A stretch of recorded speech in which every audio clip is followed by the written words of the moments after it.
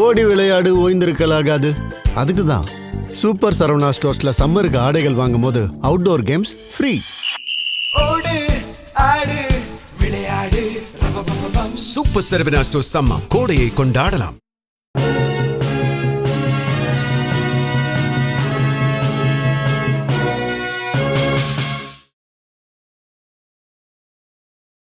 வணக்கம்.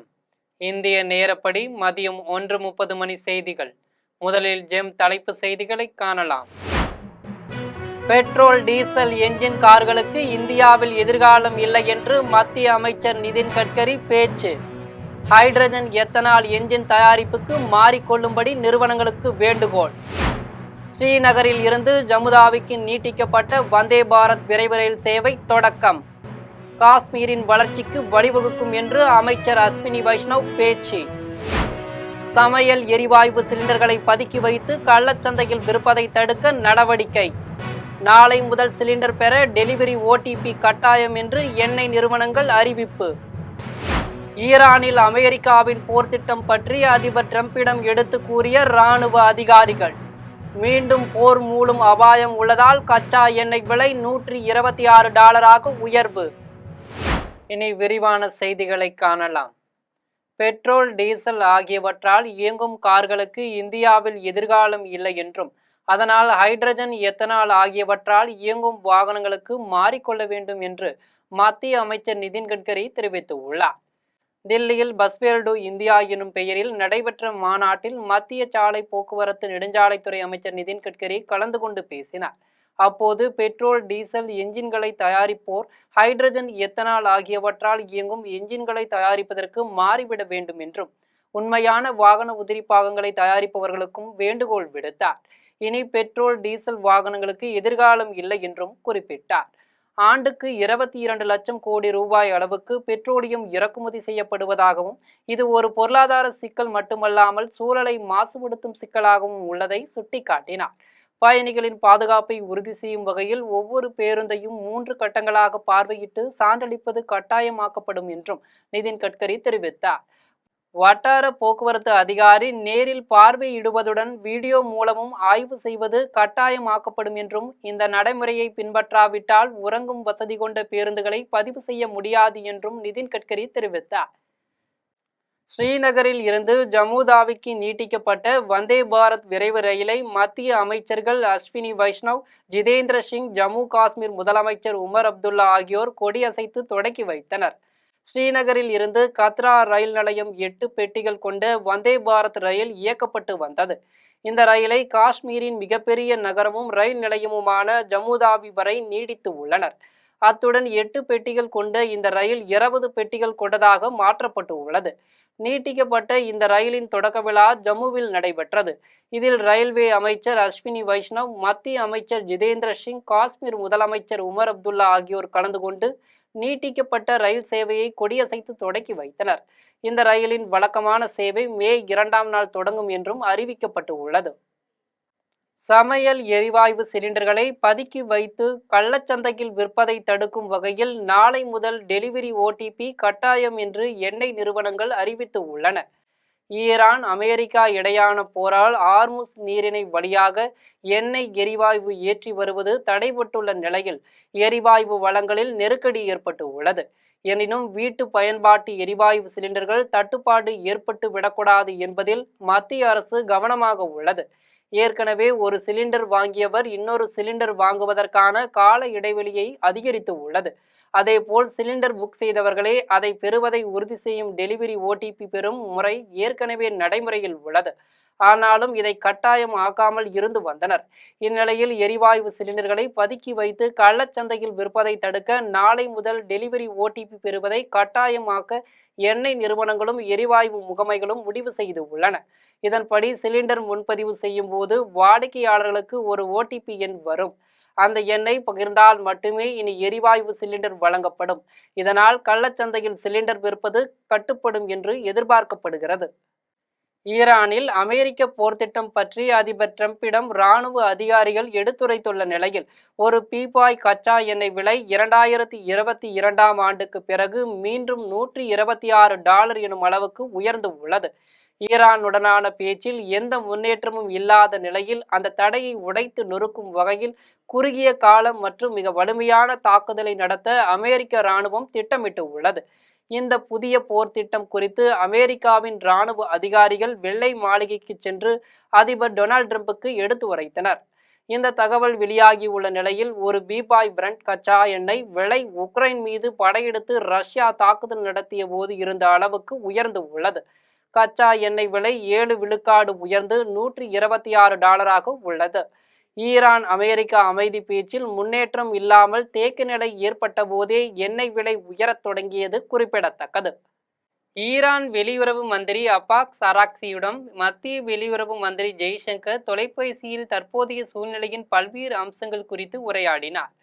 மத்திய வெளியுறவு மந்திரி ஜெய்சங்கர் ஈரான் வெளியுறவு மந்திரி அப்பாஸ் அராக்சியுடன் பேசியது தொடர்பாக தனது சமூக வலைதள பக்கத்தில் செய்தி வெளியிட்டு உள்ளார். அதில் ஈரான் வெளியுறவு மந்திரி அப்பாஸ் அராக்சியிடம் தொலைபேசியில் தற்போதைய சூழ்நிலையின் பல்வேறு அம்சங்கள் குறித்து விரிவாக உரையாடியதாக தெரிவித்தார். தொடர்ந்து அவரிடம் நெருங்கிய தொடர்பில் இருக்க ஒப்புக்கொண்டதாக கூறினார். தமிழகம் முழுவதும் மே தினம் மற்றும் வார இறுதி நாட்களையொட்டி சிறப்பு பேருந்துகள் இயக்க உள்ளதாக அரசு விரைவு போக்குவரத்து கழகம் அறிவித்து உள்ளது. இதுகுறித்து அரசு விரைவு போக்குவரத்து கழகம் வெளியிட்ட பதிவில், சென்னை கிளாம்பாக்கத்திலிருந்து திருச்சி, மதுரை, கோவை உள்ளிட்ட இடங்களுக்கு வரும் 30ஆம் தேதி 475 பேருந்துகளும், மே 1, 2 ஆகிய தேதிகளில் 315 பேருந்துகளும் இயக்கப்பட உள்ளன. கோயம்பேட்டிலிருந்து திருவண்ணாமலை, பெங்களூரு போன்ற இடங்களுக்கு வரும் 30ஆம் தேதி முதல் 1ஆம் தேதி வரை 160 பேருந்துகளும், மாதவரத்திலிருந்து 14 பேருந்துகளும், ஈரோடு மற்றும் கோவையிலிருந்து பல்வேறு இடங்களுக்கு 200 சிறப்பு பேருந்துகளும் இயக்க திட்டமிடப்பட்டு உள்ளன. மேலும் வருகின்ற 3ஆம் தேதி மீண்டும் ஊர் திரும்ப வசதியாக அனைத்து இடங்களில் இருந்தும் 615 சிறப்பு பேருந்துகள் இயக்க திட்டமிடப்பட்டு உள்ளது. இதுவரை 27,000க்கும் மேற்பட்ட பயணிகள் முன்பதிவு செய்துள்ளதாக தெரிவிக்கப்பட்டு உள்ளது. வலசரவாக்கத்தில் உள்ள தனியார் பள்ளியில் தேசிய அளவிலான லாக்ரோஸ் விளையாட்டுப் போட்டியில் தமிழகத்தின் சார்பில் பங்கேற்கும் வீரர்களின் பட்டியல் வெளியீடு மற்றும் சீருடை அறிமுக விழா நடைபெற்றது. இமாச்சல பிரதேசத்தில் தேசிய அளவிலான லாக்ரோஸ் விளையாட்டுப் போட்டி நடைபெற உள்ளது. இதில் பல மாநிலங்களில் இருந்து வீரர்கள் மற்றும் வீராங்கனைகள் கலந்து கொண்டு விளையாட உள்ளனர். இதைத் தொடர்ந்து சென்னை வலசரவாக்கத்தில் உள்ள தனியார் பள்ளியில் தமிழகத்தின் சார்பில் போட்டியிடும் வீரர்களின் பட்டியல் மற்றும் வீரர்களின் சீருடை அறிமுக விழா நடைபெற்றது. இந்நிகழ்வில் தமிழ்நாடு லாக்ரோஸ் சங்க தலைவர் குமரன் விளையாட்டு வீரர்களின் பட்டியல் மற்றும் சீருடையை அறிமுகப்படுத்தினார்.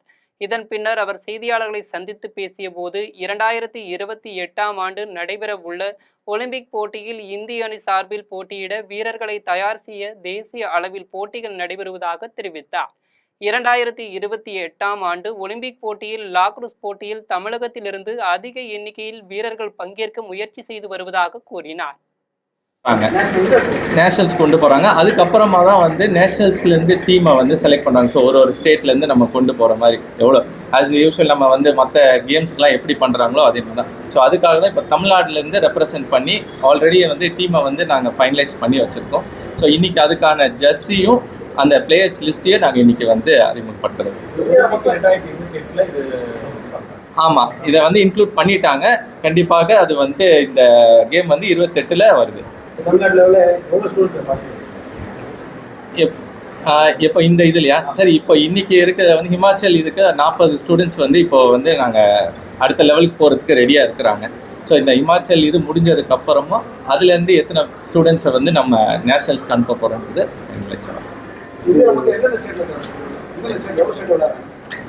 இது ஆல் ஓவர் எல்லா ஸ்டேட்ஸ்லையுமே வந்து விளையாட ஆரம்பிச்சிட்டாங்க. எல்லா இதுலையுமே ஒரு இது எங்களை மாதிரி அசோசியேஷன் வச்சு அவங்க எல்லாத்துக்குமே வந்து பார்ட்டிசிபேட் பண்ணி ஒரு கான்ஃபரன்ஸ் இந்த மாதிரி நடத்திக்கிட்டு இருக்காங்க.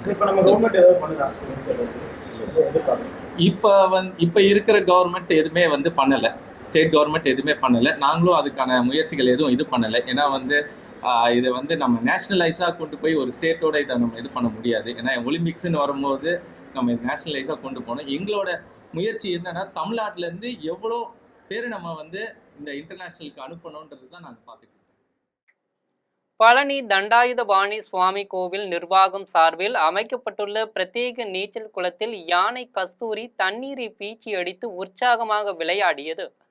திண்டுக்கல் மாவட்டம் பழனி தண்டாயுதபாணி சுவாமி கோவிலில் யானை கஸ்தூரி கோடை வெயிலின் தாக்கத்தை தணிக்க அமைக்கப்பட்டுள்ள பிரத்யேக நீச்சல் குளத்தில் ஆனந்த குளியல் போட்டது. வெயிலின் கடுமையை குறைக்க கஸ்தூரி யானைக்கு தற்போது தினமும் இருவேளை குளியல் அடித்து பாகன் பராமரித்து வருகின்றனர். இதையடுத்து 60 வயதை நெருங்கும் கஸ்தூரி யானை தண்ணீரை பீச்சி அடித்து உற்சாகமாக விளையாடியது காண்போரை ஈர்த்து உள்ளது. கொடைக்கானலில் கொள்ளையர்கள் 2 சக்கர வாகனத்தை கள்ளச்சாவி போட்டு எடுத்து சென்றது அப்பகுதியில் அதிர்ச்சியை ஏற்படுத்தி உள்ளது. திண்டுக்கல் மாவட்டம் கொடைக்கானல் உகர்தேன் நகர் பகுதியைச் சேர்ந்த சதீஷ் என்பவர் தனியார் நிறுவனத்தில் வாகன ஓட்டியாக பணிபுரிந்து வருகிறார். தினந்தோறும் ஆனந்தகிரி 3 தெருவில் உரிமையாளர் வீட்டின் முன்பு 2 சக்கர வாகனத்தை நிறுத்திவிட்டு உரிமையாளர் வாகனத்தை எடுத்துச் செல்வது வழக்கம். இந்நிலையில் வழக்கம் போல் தனது 2 சக்கர வாகனத்தை உரிமையாளர் வீட்டில் நிறுத்திவிட்டு உரிமையாளரின் வாகனத்தை எடுத்துக்கொண்டு மதுரைக்கு சென்றதாக கூறப்படுகிறது. பின்னர் மதுரையிலிருந்து திரும்பிய சதீஷ் வழக்கமாக 2 சக்கர வாகனத்தை நிறுத்தும் இடத்தில் தன்னுடைய 2 சக்கர வாகனத்தை காணவில்லை என்று அதிர்ச்சியடைந்தார். பின்னர் அப்பகுதியில் உள்ள கண்காணிப்பு கருவியின் காட்சிகளை ஆய்வு செய்தபோது கொள்ளையர்கள் 2 சக்கர வாகனத்தை கள்ளசாவி போட்டு எடுத்து சென்றது தெரிய வந்தது. இதனைத் தொடர்ந்து காவல்துறையினருக்கு தகவல் தெரிவித்து புகார் அளித்து உள்ளார். இதன் அடிப்படையில் காவல்துறையினர் குற்றவாளியை தேடி வருகின்றனர். காசர்கோடு அருகே வீட்டின் மேஜைக்கு அடியில் இருந்த பாம்பை வனத்துறை வீரர்கள் பிடித்து வனப்பகுதியில் விட்டனர். கேரளம் மாநிலம் காசர்கோடு மாவட்டம் அடூர் அருகே பதிக்கலைச் சேர்ந்த ரவி வீட்டில் குழந்தைகள் விளையாடி கொண்டிருந்த போது மேஜை அடியில் பாம்பின் வால் பகுதியை கண்டனர். இதுகுறித்து குழந்தைகள் வீட்டில் இருந்த பெரியவர்களிடம் கூறிய நிலையில் வனத்துறைக்கு தகவல் அளித்தனர். இதன் அடிப்படையில் சம்பவ இடத்திற்கு வந்த வனத்துறை வீரர்கள் மேஜை அடியில் இருந்த பாம்பை பிடித்தனர். அப்போது பாம்பின் உடலில் மோதிரம் இருப்பதை கண்ட ரவி குடும்பத்தினரும் வனத்துறை வீரர்களும் அதிர்ச்சி அடைந்தனர். இதையடுத்து பல மணி நேரம் போராடி பாம்பின் உடலில் சிக்கியிருந்த மோதிரத்தை மீட்டு வனப்பகுதியில் விட்டனர். திருவள்ளூர் காட்டூர் கிராமத்தில் நஞ்சி கடந்தை தொல்லையால் பொதுமக்கள் அவதிப்பட்டு வந்த நிலையில் தீயணைப்பு வீரர்கள் தீயிட்டு முழுவதும் அகற்றினர். திருவள்ளூர் மாவட்டம் காட்டூர் கிராமத்தில் நஞ்சி கடந்தை தெருக்களில் செல்பவர்களை துரத்தி வருவதால் அப்பகுதியில் பொதுமக்கள் வெளியே செல்ல முடியாத நிலைக்கு தள்ளப்பட்டு உள்ளனர். இதனைத் தொடர்ந்து முன்னாள் ஊராட்சி மன்ற தலைவர் செல்வராமனுக்கு தகவல் அளிக்கப்பட்டது. இதுகுறித்து பொன்னேரி தீயணைப்பு நிலையத்திற்கு தகவல் அளித்ததின் பேரில் தீயணைப்பு வீரர்கள் பாழடைந்த பூட்டி கிடந்த வீட்டின் உள்ளே பெரிய கூடு கட்டியிருப்பதை கண்டுபிடித்தனர். பின்னர் தீயணைப்பு வீரர்கள் கதவை உடைத்து உள்ளே சென்று ரசாயன தெளிப்பான்களை பயன்படுத்தி தீயிட்டு முழுவதும் அகற்றினர். இதனால் அப்பகுதி மக்கள் பெருமூச்சு விட்ட நிலையில் தீயணைப்பு வீரர்களுக்கு நன்றி தெரிவித்தனர். தாவைக்கு தலைவர் விஜய் நாகூர் தர்கா மற்றும் வேளாங்கண்ணி ஆலயத்தில் வழிபட உள்ளதாக தகவல் வெளியாகியுள்ளது. தமிழக சட்டமன்ற தேர்தல் முடிவுகள் மே 4ஆம் தேதி வெளியாக உள்ள நிலையில் தாவைக்கு தலைவர் விஜய் திருச்செந்தூர் மற்றும் ஷீரடி ஆகிய இடங்களுக்கு சென்று தீவிர வழிபாடு நடத்தினார். இதைத் தொடர்ந்து அவர் நாகூர் தர்கா மற்றும் வேளாங்கண்ணி ஆலயம் செல்ல உள்ளதாக தகவல் வெளியாகியுள்ளது. தொடர்ந்து சமூக ஒற்றுமையை வெளிப்படுத்தும் வகையில் விஜயின் செயல்கள் இருப்பதால் அவர்கள் தொண்டர்கள் மத்தியில் நல்ல வரவேற்பை பெற்று உள்ளது.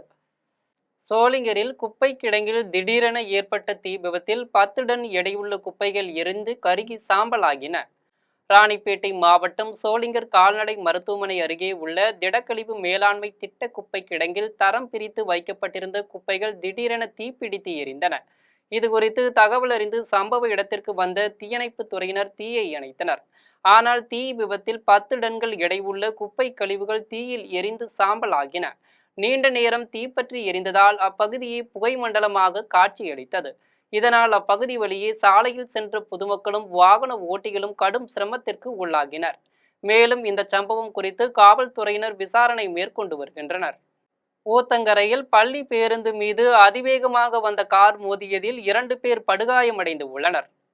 கிருஷ்ணகிரி மாவட்டம் ஊத்தங்கரையில் பள்ளி பேருந்து மீது அதிவேகமாக வந்த கார் பலமாக மோதியது. இதில் காரின் முன்பகுதி முழுவதுமாக சேதமடைந்து 2 பேர் படுகாயமடைந்தனர். இதைத் தொடர்ந்து பேருந்தில் இருந்த 4 மாணவிகள் அதிர்ஷ்டவசமாக சிறு காயங்களுடன் உயிர் தப்பினர். தகவல் அறிந்து சம்பவ இடத்திற்கு வந்த காவல்துறையினர் விபத்து குறித்து தீவிர விசாரணை மேற்கொண்டனர். சினிமா காட்சிகளை மிஞ்சும் வகையில் இந்த கோர விபத்து நிகழ்ந்துள்ளதால் அப்பகுதி மக்களிடையே பெரும் அதிர்ச்சியை ஏற்படுத்தி உள்ளது.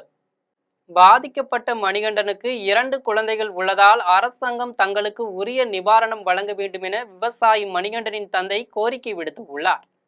தென்காசி மாவட்டம் ஆலங்குளம் பகுதியில் கடந்த மாதம் 7ஆம் தேதியில் கல் இறக்கியதாக கூறி பனை விவசாயி மணிகண்டனை துணை ஆய்வாளர் இசக்கி ராஜா துப்பாக்கியால் 2 கால்களிலும் சுட்டதில் படுகாயமடைந்தார். இதுகுறித்து காவல்துறையினர் வழக்கு பதிவு செய்து விசாரணை மேற்கொண்டு வருகின்றனர். இந்த சூழலில் கடந்த 22 நாட்களாக தென்காசி அரசு மருத்துவமனையில் மணிகண்டன் சிகிச்சை பெற்று வந்தார். இது தொடர்பாக விவசாயி மணிகண்டனின் தந்தை செய்தியாளர்களை சந்தித்து பேசினார். அப்போது தென்காசி அரசு மருத்துவமனையில் முறையாக சிகிச்சை அளிக்காமல் வீட்டுக்கு கிளம்புமாறு மருத்துவர்கள் கூறியதாக தெரிவித்தார். வழக்கை வாபஸ் பெறும்படி சிலர் தங்களுக்கு அழுத்தம் கொடுப்பதாக கூறினார். தொடர்ந்து பேசிய அவர் பனை ஏறும் போது கீழே உள்ள அண்ணன் குழந்தைகளை கெட்ட வார்த்தை போட்டு பேசியதாகவும் மேலும் பனை ஏறிய மணிகண்டனை ஜாதியின் பெயரை சொல்லி திட்டியதாகவும் குற்றம் சாட்டினார். தற்போது தாங்கள் தூத்துக்குடியில் தனியார் மருத்துவமனையின் மருத்துவர்கள் 15 நாட்களில் சிகிச்சை அளித்து குணமடைய வைத்து விடுவதாகவும் கூறினார். 2 கால்களும் பாதிக்கப்பட்ட மணிகண்டனுக்கு 2 குழந்தைகள் உள்ளதால் அரசாங்கம் தங்களுக்கு உரிய நிவாரணம் வழங்க வேண்டும் என்றும் பாதிக்கப்பட்ட மணிகண்டனுக்கு அரசு வேலை வழங்க வேண்டும் என்றும் தெரிவித்தார். என் பிள்ளை இந்த கொடுமை பண்ணி இது பண்ணிட்டாங்களே, 2 காலையும் உடைச்சி திரும்பியும் நெஞ்சிலேயாரி மிதிச்சு பிள்ளைய கொலை பண்ணக்கூடிய அளவுக்கு அரசு வளர்ந்து வச்சிருக்கு. அதுக்கு நீங்கள் தான் தீர்வு கொடுக்கணும். கோர்ட்டில் போனால் கோர்ட்டில் அந்த இது வேணும் இந்த இது வேணும்னு என்னைய மாறி மாறி என்னை பின்படுத்தாங்க. இப்போ மருந்த கோர்ட்டுக்கு வந்த பிறகு கொஞ்சம் நான் நிம்மதியாகவும் இருக்கேன். என் பிள்ளைக்கு அங்கே ஆஸ்பத்திரியில் ஒரு பாடு, நாங்கள் அதுக்கு மேலே நாங்கள் குடும்பத்தோடு ஓடி ஒழிக்க வேண்டிய நிலைமையில அப்போ என்ன திருடு பண்ணோம்? நாங்கள் 2 காலையும் உடைக்க வேண்டிய காரணம் என்ன? ஒரு கொலை பண்ணானா இல்லை அவன் கொள்ளையடிச்சானா? தேவையில்லாத பிள்ளைய விவசாயம் பார்த்துக்கிட்டு இருந்த பிள்ளைய ஒரு பணம் எடுக்கலாம்ங்கிறதுக்கு அந்த கொடுமை பண்ணிட்டாங்க. 2 காலையும் உடைச்சிக்கிட்டு திரும்ப நெஞ்சில் ஏறி மிதிச்சு நீ நான் சொன்ன மாதிரி பாத்மனை சொல்லணும் பிள்ளை உயிரோட பார்க்க முடியாது. அது பணம் நீ முடம் எதுக்கு சப்பிடிச்சிருக்கு அப்படின்னு கேட்டான். அதுக்கு பிறகுதான் நான் நீ என்ன சொன்னாலும் சொல்லுதம்பான்னு நான் சொன்னேன். அதை வச்சுக்கிட்டு இன்னும் மிரட்டு தான் இன்னும். செங்குன்றம் அருகே நள்ளிரவில் ஏற்பட்ட தீ விபத்தில் கொத்தனார் தொழிலாளி பரந்தாமன் உயிரிழந்த சம்பவம் அப்பகுதியில் பெரும் சோகத்தை ஏற்படுத்தியுள்ளது. திருவள்ளூர் மாவட்டம் செங்குன்றம் அருகே விளாங்காடு பாக்கம் தர்காஸ் பகுதியை சேர்ந்த கொத்தனார் தொழிலாளி பரந்தாமனுக்கு திருமணமாகி 1 மகனும் 2 மகள்களும் உள்ளனர். அவர் மதுப்பழக்கத்திற்கு அடிமையானதால் அடிக்கடி குடும்பத்தில் தகராறு ஏற்பட்டு அவரது மனைவி குழந்தைகளுடன் தனது தாய் வீட்டிற்கு சென்று உள்ளார். இந்நிலையில் பரந்தாமன் மட்டும் வீட்டில் இருந்தபோது திடீரென தீப்பற்றி எரிய தொடங்கியது. தீ வேகமாக பரவியதுடன் வீட்டில் இருந்து சமையல் எரிவாயு சிலிண்டர் வெடித்து சிதறியது. இதனை கவனித்த அக்கம் பக்கத்தினர் தீயணைப்பு துறைக்கு தகவல் அளித்தனர். தகவல் அடிப்படையில் சம்பவ இடத்திற்கு சென்று தீயணைப்பு வீரர்கள் தீயை அணைத்தனர். தொடர்ந்து தீயணைப்பு வீரர்கள் வீட்டிற்குள் சென்று பார்த்தபோது பரந்தாமன் உடல் கருகிய நிலையில் இருந்தது தெரிய வந்தது. மேலும் அவரது சடலத்தை மீட்டு காவல்துறையினரிடம் ஒப்படைத்தனர். இதையடுத்து செங்குன்றம் காவல்துறையினர் சடலத்தை கைப்பற்றி உடல் கூராய்விற்காக சென்னை ஸ்டான்லி அரசு மருத்துவமனைக்கு அனுப்பி வைத்தனர். இதுகுறித்து காவல்துறையினர் விசாரணை மேற்கொண்டு வருகின்றனர். பழனியில் ஆட்டோ ஓட்டுநரை மர்ம நபர்கள் வெட்டி உயிர் மாய்க்க செய்த சம்பவம் பெரும் பரபரப்பை ஏற்படுத்தியுள்ளது. திண்டுக்கல் மாவட்டம் பழனி அடிவாரத்தைச் சேர்ந்த ஆட்டோ ஓட்டுநர் சங்கருக்கு திருமணமாகி 1 குழந்தை உள்ளது. அவர் தனது வீட்டின் அருகிலேயே ஆட்டோ ஓட்டி வருகிறார். இந்நிலையில் அவர் இரவு வீடு திரும்பி கொண்டிருந்த போது மர்ம நபர்கள் அவரை வழிமறித்து அரிவாளால் வெட்டி உள்ளனர். இதில் பலத்த காயமடைந்த அவர் சம்பவ இடத்திலேயே பரிதாபமாக உயிரிழந்தார். இதுகுறித்து தகவல் அறிந்த மாவட்ட காவல் கண்காணிப்பாளர் தனஞ்சயன் தலைமையிலான காவலர்கள் சம்பவ இடத்திற்கு சென்று உடலை கைப்பற்றி பிரேத பரிசோதனைக்காக மருத்துவமனைக்கு அனுப்பி வைத்தனர்.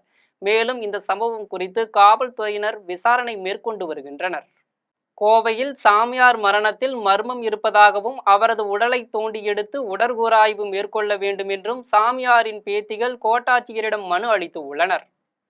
கோவை மாவட்டம் நவகரையைச் சேர்ந்தவர் ராமானந்தமூர்த்தி என்ற சாமியார். இவர் அதே பகுதியில் 2.5 ஏக்கர் பரப்பளவில் ஸ்ரீ மலையாள தேவி துர்கா பகவதி பிராட்டியம்மன் என்ற கோவிலை கட்டி பராமரித்து வந்தார். இதைத் தொடர்ந்து கடந்த 2024ஆம் ஆண்டு இவர் உயிரிழந்தார். இவரது உடல் கோவில் வளாகத்திலேயே புதைக்கப்பட்டு உள்ளது. இதையடுத்து சாமியார் உயிரிழந்த தகவலை அவரது முதல் மனைவி மற்றும் குடும்பத்தினரிடம் தெரிவிக்காமல் 2வது மனைவியின் மகன் ஆனந்த்குமார் தன்னிச்சையாக புதைத்ததாக கூறப்படுகிறது.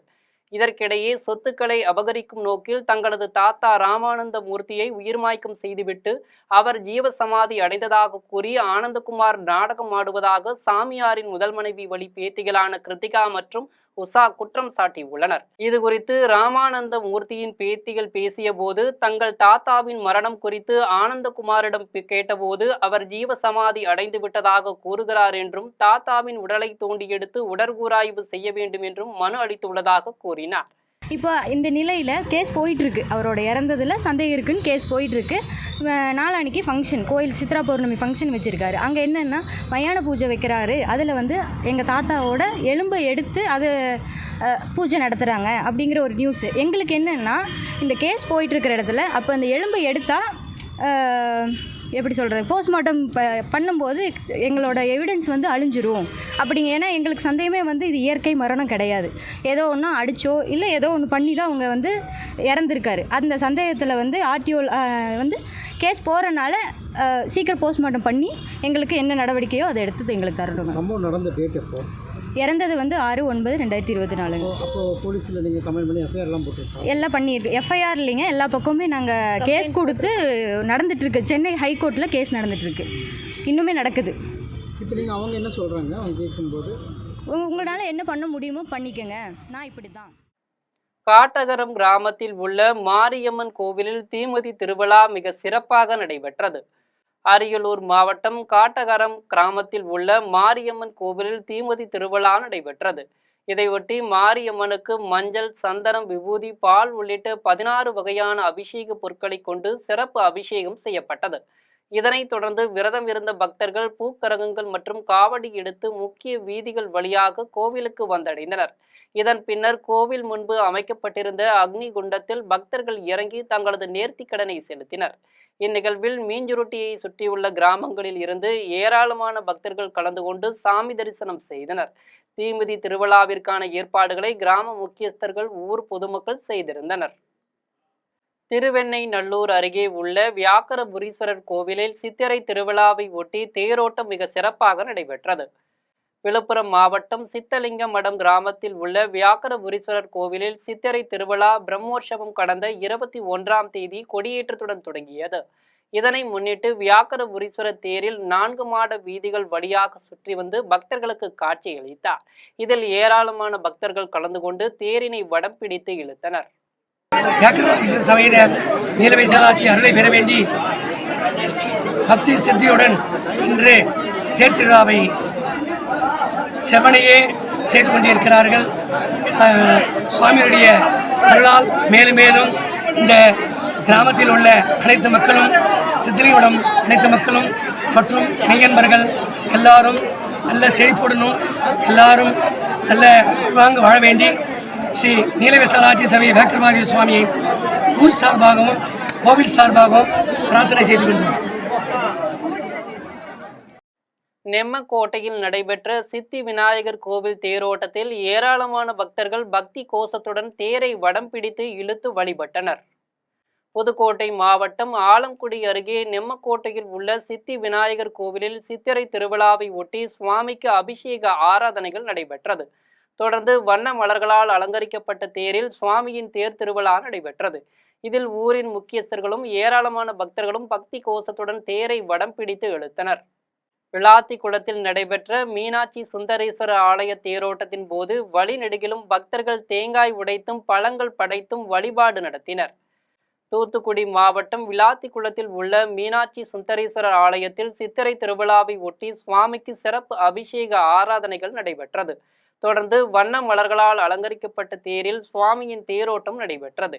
இதில் ஏராளமான பக்தர்கள் கலந்து கொண்டு அரோகரா கோஷத்துடன் வடம் பிடித்து தேர் இழுத்தனர். அப்போது வழிநெடுகிலும் பக்தர்கள் தேங்காய் உடைத்தும் பழங்கள் படைத்தும் வழிபாடு நடத்தினர். மேலும் விழாவை ஒட்டி 100க்கும் மேற்பட்ட காவலர்கள் பாதுகாப்பு பணியில் ஈடுபட்டனர். மயிலாடுதுறை அருகே கௌரி மாரியம்மன் கோவிலில் நடைபெற்ற தீமிதி திருவிழாவில் ஏராளமான பக்தர்கள் கலந்து கொண்டு தீமிதித்து தங்களது நேர்த்திக்கடனை செலுத்தினர். மயிலாடுதுறை மாவட்டம் அச்சுதாராயபுரத்தில் உள்ள கௌரி மாரியம்மன் கோவிலில் சித்திரை திருவிழாவை ஒட்டி தீமிதி திருவிழா நடைபெற்றது. இதில் காப்பு கட்டி விரதமிருந்த மஞ்சள் உடை உடுத்திய பக்தர்களும் அழகு காவடி ஏந்திய பக்தர்களும் காவிரி ஆற்றங்கரையிலிருந்து மேளதாளங்கள் முழங்க வீதி உலாவாக கோவில் வந்தடைந்தனர். தொடர்ந்து கோவில் முன் அமைக்கப்பட்டிருந்த தீக்குழியில் சக்தி கரகம் இறங்கியதை தொடர்ந்து 200க்கும் மேற்பட்ட பக்தர்கள் தீமிதித்து தங்களது நேர்த்திக்கடனை செலுத்தினர். மேலும் பக்தர்கள் அம்மனுக்கு மாவிளக்கு தீபமிட்டும் வழிபாடு செய்தனர். மதுரையில் சிறப்பு அலங்காரத்தில் நேரிக்கம்பு ஏந்தி தங்க பல்லக்கில் வந்த கள்ளழகருக்கு ஏராளமான பக்தர்கள் பக்தி கோஷங்கள் எழுப்பி எதிர்சேவை அளித்தனர். மதுரை மாவட்டம் மேலூரில் உள்ள கள்ளழகர் கோவிலில் சித்திரை திருவிழாவை ஒட்டி எதிர்சேவை நிகழ்ச்சி நடைபெற்றது. இதில் கள்ளழகர் கண்டாங்கி பட்டு உடுத்தி சிறப்பு அலங்காரத்தில் நேரிக்கம்பு ஏந்தி தங்க பல்லக்கில் எழுந்தருளினார். அப்போது ஏராளமான பக்தர்கள் கோவிந்தா கோவிந்தா என பக்தி கோஷங்கள் எழுப்பி கள்ளழகருக்கு எதிர்சேவை அளித்தனர். விழாவில் கலந்து கொண்ட அனைவருக்கும் அன்னதானம் வழங்கப்பட்டது. மேலும் விழாவை ஒட்டி 2000க்கும் மேற்பட்ட காவலர்கள் பாதுகாப்பு பணியில் ஈடுபட்டனர். உலக மக்கள் அனைவரும் நோய் நொடியின்றி வாழவும் ஒற்றுமை மழை வேண்டி சிறப்பு துவா நடைபெற்றது. வேலூர் மாவட்டம் உள்ளி கிராமத்தில் உள்ள ரெகமானியா ஷமனில் கியார்வி ஷெரீப் நிகழ்ச்சி நடைபெற்றது. இதில் சிறப்பு அழைப்பாளராக ஹஜரத் பீர் சையத் ரகுமான் ஷா காதரி கலந்து கொண்டு நபிகள் நாயகம் அவரின் வாழ்க்கை நெறிமுறை கடைபிடித்தல் குறித்து சொற்பொழிவு நடைபெற்றது. இதனைத் தொடர்ந்து வெள்ளிக்குடத்தில் வாசனை திரவியங்கள், மலர் வகைகள், மூலிகை பொருட்கள் உள்ளிட்டவை கொண்டு சந்தனக்குட ஊர்வலம் நடைபெற்றது. பின்னர் பிறை கொடிகளுக்கு சந்தனம் பூசும் நிகழ்ச்சி நடைபெற்றது. இதில் உலக மக்கள் அனைவரும் நோய் நொடியின்றி வாழவும் ஒற்றுமை மழை வேண்டி சிறப்பு துவா நடைபெற்றது. இதில் ஏராளமான இஸ்லாமியர்கள் கலந்து கொண்டனர். இறுதியில் தர்கா நிர்வாகிகள் ஜிலான் காதரி, இம்ரான் ஷா காதரி, முஜமில் ஷா காதரி ஆகியோர் தலைமையில் பிரியாணி அன்னதானமாக வழங்கப்பட்டது. துப்பாக்கி சூட்டில் 2 கால்களிலும் பாதிக்கப்பட்டுள்ள மணிகண்டனுக்கு அரசு இதுவரை எந்த உதவியும் செய்யவில்லை என வழக்கறிஞர் சான்றோர் கூட்டமைப்பு நிறுவனர் சிலுவை நாடார் குற்றம் சாட்டியுள்ளார். தென்காசி மாவட்டம் ஆலங்குளத்தில் துணை ஆய்வாளர் இசக்கி ராஜாவால் 2 கால்களிலும் சுடப்பட்ட பனை விவசாயி மணிகண்டன் தென்காசி அரசு மருத்துவமனையில் சிகிச்சை திருப்தி இல்லை என்று மதுரை உயர்நீதிமன்ற அனுமதி பெற்று தூத்துக்குடி தனியார் மருத்துவமனையில் அனுமதிக்கப்பட்டார். இதுகுறித்து அவருடைய வழக்கறிஞர் மற்றும் வழக்கறிஞர் சான்றோர் கூட்டமைப்பு நிறுவனர் சிலுவை நாடார் செய்தியாளர்களை சந்தித்து பேசினார். அப்போது 3 நாட்களுக்கு முன்பு சிலர் சமரசம் பேசுவதாக கூறி ஒரு தொகை பெற்று தருவதாகவும் இந்த வழக்கை வாபஸ் பெறுங்கள் என்று அதிகார தோரணையில் பேசியதாகவும் தெரிவித்தார்.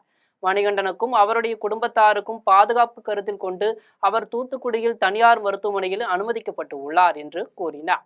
மேலும் 2 கால்களிலும் பாதிக்கப்பட்டுள்ள மணிகண்டனுக்கு அரசு இதுவரை எந்த உதவியும் செய்யவில்லை என்றும் தெரிவித்தார்.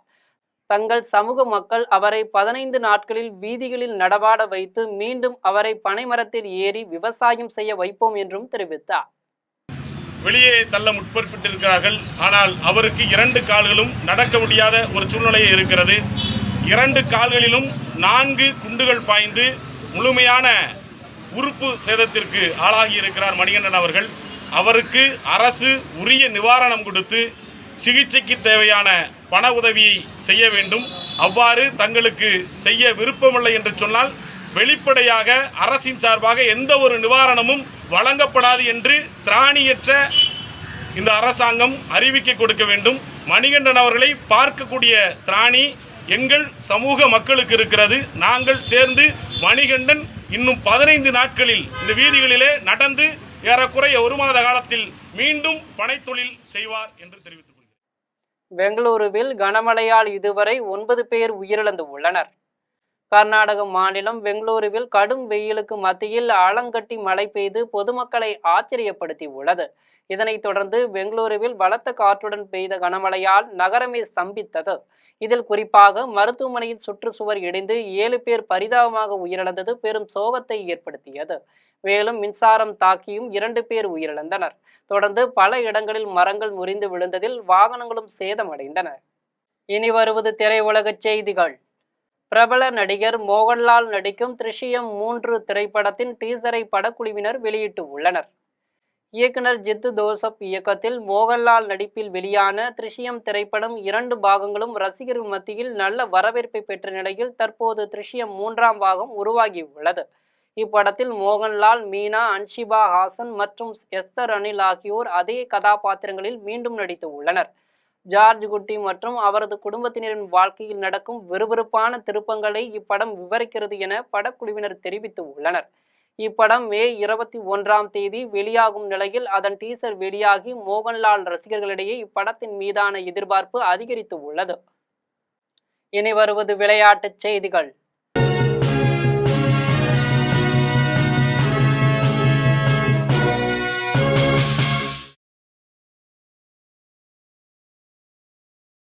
IPL 20 ஓவர் கிரிக்கெட் தொடரின் 42வது போட்டி குஜராத் டைட்டன்ஸ் மற்றும் ராயல் சேலஞ்சர்ஸ் பெங்களூரு அணிகள் இன்று மோதுகின்றன.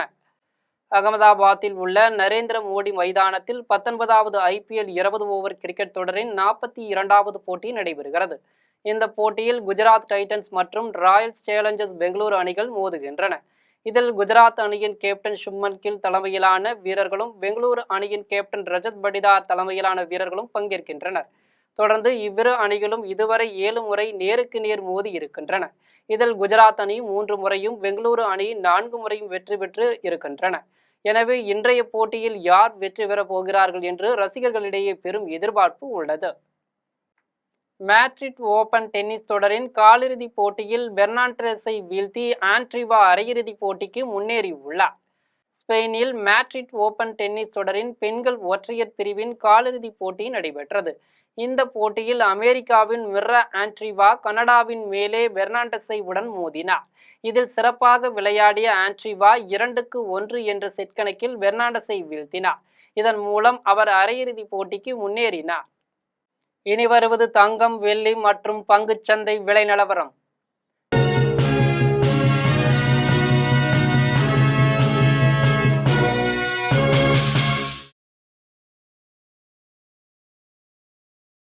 சென்னையில் ஆபரண தங்கம் இன்று 1 சவரன் 1,11,200 ரூபாய்க்கு விற்பனை செய்யப்படுகிறது.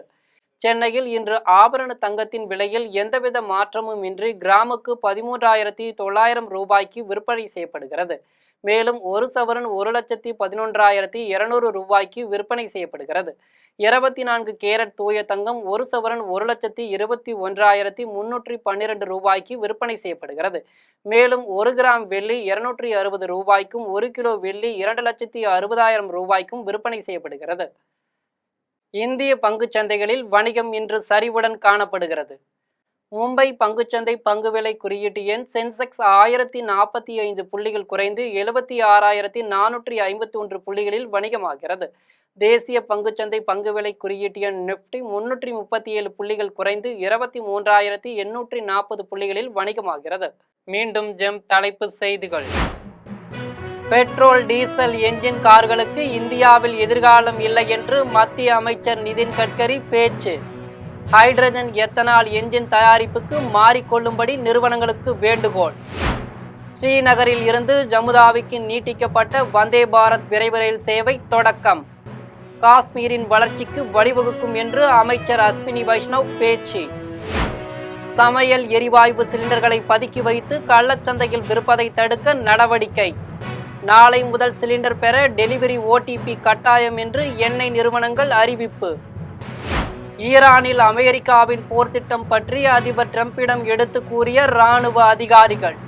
மீண்டும் போர் மூலம் அபாயம் உள்ளதால் கச்சா எண்ணெய் விலை $126 உயர்வு. இத்துடன் ஜெம் செய்திகள் நிறைவடைகின்றன. மீண்டும் ஜெம் செய்திகள் மாலை 6 மணிக்கு. உடனுக்குடன் செய்திகளை காண gemlive.tv என்ற இணையதளத்தில் இணைந்திருங்கள். நன்றி, வணக்கம்.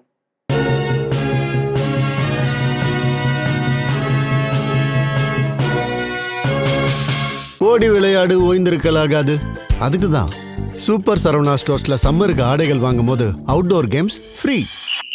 ஓடு ஆடு விளையாடு. சூப்பர் சரவணா ஸ்டோர்ஸ் சம்மர் கோடையை கொண்டாடலாம்.